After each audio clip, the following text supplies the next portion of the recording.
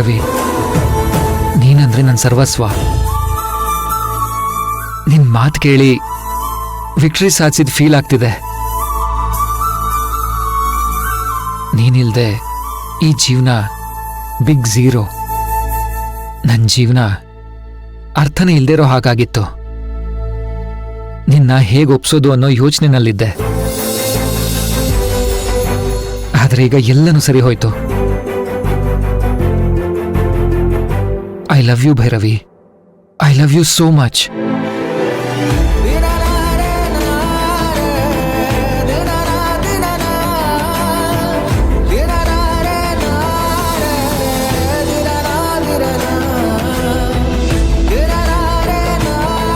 I love you. Thanks Virat. ಈ ಭೈರವಿ ವಿರಾಟ್ಗೋಸ್ಕರ ಅಂತಾನೆ ಹುಟ್ಟಿರುವಾಗ ಆ ಡೆಸ್ಟಿನಿನ ಬದಲಾಯಿಸಕ್ಕೆ ಯಾರಿಂದನೂ ಸಾಧ್ಯ ಇಲ್ಲ. ನಿಜ ಭೈರವಿ, ನಂಗಂತೂ ತುಂಬಾನೇ ಖುಷಿ ಆಗ್ತಾ ಇದೆ. ಅದಕ್ಕೆ ಹೇಳೋದು, ಟ್ರೂ ಲವ್ ಯಾವತ್ತೂ ಸಕ್ಸಸ್ ಆಗತ್ತೆ ಅಂತ. ಈ ಮಾತನ್ನ ಅವತ್ತೇ ಹೇಳಿದ್ರೆ ಮತ್ತಷ್ಟು ಖುಷಿ ಆಗ್ತಿತ್ತಲ್ವಾ ಭೈರವಿ?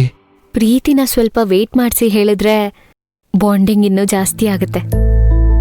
ಭೈರವಿ, ನಿನ್ನನ್ನ ಒಪ್ಕೊಂಡಿರೋ ಈ ಕ್ಷಣ ನನ್ನ ಜೀವನದಲ್ಲಿ ನಾನು ಯಾವತ್ತೂ ಮರೆಯೋಕ್ ಸಾಧ್ಯ ಇಲ್ಲ. ಈ ಕ್ಷಣ ಯಾವಾಗ್ಲೂ ನೆನಪಲ್ಲಿಟ್ಕೊಂಡಿರ್ತೀನಿ ಭೈರವಿ. ನಾನು ಕೂಡ. ನಾವಿಬ್ರು ಜೊತೆ ಆದ್ರೆ ಏನ್ ಬೇಕಾದ್ರೂ ಮಾಡ್ಬೋದು. ಜೀವನ ಇದ್ದಷ್ಟು ದಿನ ನಮ್ದೆ. ಖುಷಿಯಾಗಿ ಸೆಲೆಬ್ರೇಟ್ ಮಾಡೋಣ. Thank you Bhairavi. And once again I love you. I love you.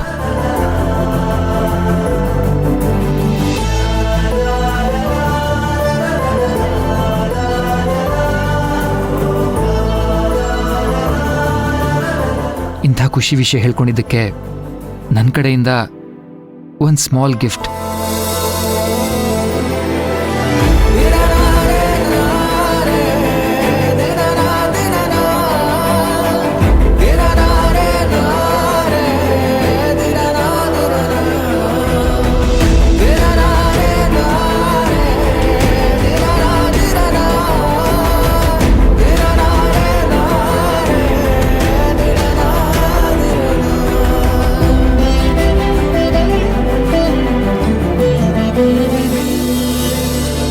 Love you.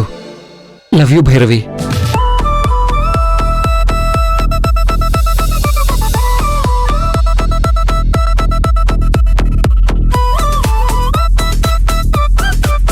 ಅಯ್ಯೋ, ಅಂದ್ರೆ ನಾನು ಇಷ್ಟೊತ್ತು ಕಂಡಿದ್ದು ಕನ್ಸ?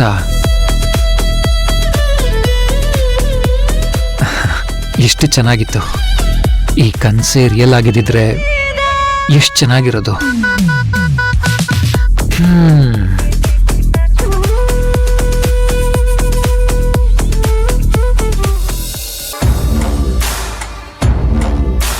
ಕೆಲ್ಸಕ್ಕೇನು ಮೋಸ ಇಲ್ಲ ತಾನೆ? ಕೊಟ್ಟಿರೋ ಕಾಸ್ಗೆ ಯಾವತ್ತೂ ಮೋಸ ಮಾಡಲ್ಲ ಸರ್. ಗುಡ್. ಆ ನಂಬಿಕೆ ಮೇಲೆ ನಾನು ನಿಮ್ಗೆ ಈ ಕೆಲಸ ಒಪ್ಪಿಸ್ತಾ ಇರೋದು. ಆದ್ರೆ ರಿಸಲ್ಟ್ ಮಾತ್ರ ಪಾಸಿಟಿವ್ ಆಗಿ ಬರಬೇಕು. ಅದಕ್ಕೆಲ್ಲ ತಲೆ ಕೆಡ್ಸ್ಕೊಂಬೇಡಿ ಸರ್. ನಮಗ್ ಡೀಲ್ ಕೊಡಿ ಸಾಕು. ನಿಮ್ ಕೆಲಸ ಆಯ್ತು ಅಂತ ನಿಶ್ಚಿಂತೆಯಿಂದ ಆರಾಮಾಗಿರಿ ಸಾಕು. ಆಯ್ತು, ಡೀಲ್ ಓಕೆ. ಹಾ, ಕರೆಕ್ಟಾಗಿ ನೋಡ್ಕೊಳ್ಳಿ. ಇವಳನ್ನೇ ನೀವು ಮುಗಿಸ್ಬೇಕಾಗಿರೋದು.